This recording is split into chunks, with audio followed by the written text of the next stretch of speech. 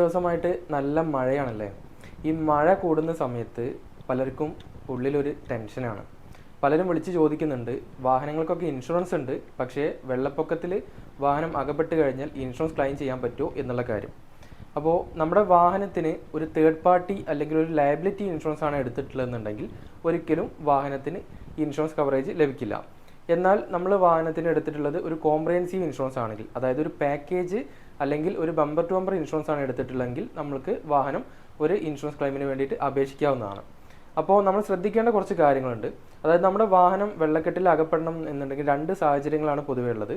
ഒന്നെന്താണെന്ന് വെച്ച് കഴിഞ്ഞാൽ നമ്മൾ വാഹനം ഉപയോഗിക്കുന്ന സമയത്ത് റോഡിലൂടെ ഉപയോഗിക്കുമ്പോൾ റോഡിൽ വെള്ളക്കെട്ടുണ്ടെങ്കിൽ ആ വെള്ളക്കെട്ടിൽ വെച്ചിട്ട് വാഹനം ഓഫായി പോകാം. അതല്ലെങ്കിൽ നമ്മൾ വാഹനം പാർക്ക് ചെയ്ത സ്ഥലത്ത് പെട്ടെന്നൊരു വെള്ളക്കെട്ട് രൂപപ്പെടുകയും വാഹനം അതിലകപ്പെടുകയും ചെയ്യാം. ഈ രണ്ട് സാഹചര്യങ്ങളിലാണ് വെള്ളത്തിൽ വാഹനം പെട്ടുപോകാനുള്ള ഒരു സാധ്യതയുള്ളത്. അപ്പോൾ ഈ രണ്ട് സാഹചര്യത്തിൽ നമ്മൾ ശ്രദ്ധിക്കേണ്ടുന്ന പ്രധാനപ്പെട്ട ഒരു ഘടകമുണ്ട്. എന്താണെന്ന് വെച്ച് കഴിഞ്ഞാൽ ഒരിക്കലും ആ വാഹനം സ്റ്റാർട്ട് ചെയ്യാൻ പാടില്ല എന്നുള്ളതാണ്. നമ്മൾ വാഹനം സ്റ്റാർട്ട് ചെയ്ത് കഴിഞ്ഞാൽ നമ്മുടെ വാഹനത്തിൻ്റെ എഞ്ചിനുള്ളിലേക്ക് വെള്ളം കയറാനും എഞ്ചിൻ ഡാമേജ് ആവാനും ഉള്ള സാധ്യതയുണ്ട്. അപ്പോൾ ഇത്തരത്തിലൊരു സാഹചര്യത്തിൽ, ഈ രണ്ട് സാഹചര്യത്തിൽ നിങ്ങളെ വാഹനം വെള്ളത്തിൽ അകപ്പെടുകയാണെങ്കിൽ നിങ്ങൾ ചെയ്യേണ്ടത് വാഹനം വലിച്ചു നീക്കാനുള്ള, അതായത് ടോയ് ചെയ്ത് നീക്കാനുള്ള ഒരു സംവിധാനം എന്തെങ്കിലും കണ്ടെത്തുകയും അങ്ങനെ വാഹനം ടോയ് ചെയ്തുകൊണ്ട് വർക്ക്ഷോപ്പിലേക്ക് മാറ്റി വാഹനം റിപ്പയർ ചെയ്യുകയാണ് ചെയ്യേണ്ടത്. ഇനി ടോയ് ചെയ്യാതെ നമ്മൾ വാഹനം അവിടെ വെച്ച് തന്നെ സ്റ്റാർട്ട് ചെയ്ത് കഴിഞ്ഞാൽ നമ്മൾക്ക് ഒരു കാരണവശാലും ഇൻഷുറൻസ് ക്ലെയിം ലഭിക്കില്ല.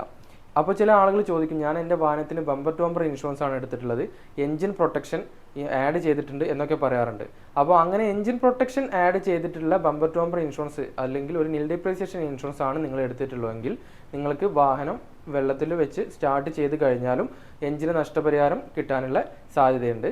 പക്ഷേ നിങ്ങളൊരു കാര്യം മനസ്സിലാക്കുക, നമ്മളുടെ വാഹനം അങ്ങനെ ഒരു സാഹചര്യത്തിൽ ഓഫ് ആവുകയാണെങ്കിൽ നമ്മൾ ഇൻഷുറൻസ് ക്ലെയിം കിട്ടുമല്ലോ എന്ന് പ്രതീക്ഷിച്ചുകൊണ്ട് വാഹനം സ്റ്റാർട്ട് ചെയ്താൽ നമ്മളുടെ എൻജിൻ റീപ്ലേസ് ചെയ്യുകയോ അല്ലെങ്കിൽ എൻജിൻ്റെ പാർട്സുകൾ മാറുകയൊക്കെ ചെയ്യുമ്പോൾ നമ്മുടെ വാഹനത്തിൻ്റെ റീസെയിൽ വാല്യൂവിനെ ബാധിക്കാൻ സാധ്യതയുണ്ട്. അതുകൊണ്ട് വാഹനത്തെ ഉപയോഗിക്കുന്ന സമയത്ത് നമ്മൾ പ്രത്യേകം ശ്രദ്ധിക്കുക. വെള്ളക്കെട്ടുള്ള ഭാഗങ്ങളിലൂടെ വാഹനം കൊണ്ടുപോകുന്ന സമയത്ത് വളരെയധികം സൂക്ഷിച്ച് ശ്രദ്ധിച്ച് വാഹനം ഉപയോഗിക്കാൻ ശ്രദ്ധിക്കുമല്ലോ.